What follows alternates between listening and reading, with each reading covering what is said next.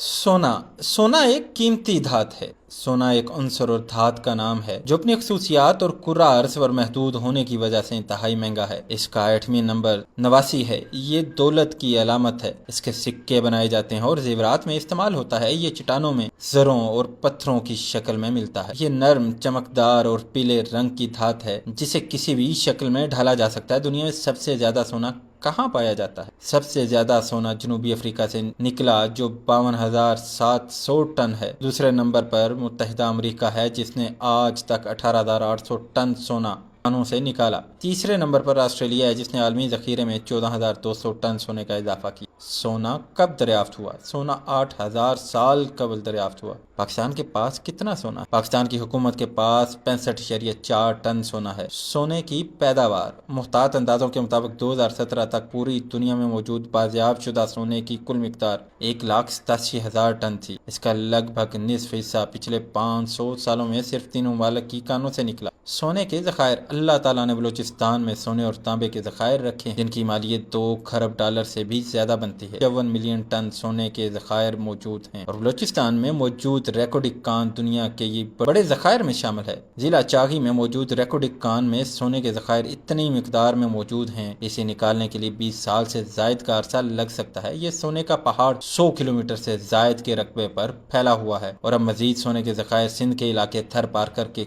कस्बे नगर पारकर से दरियाफ्त हुए हैं।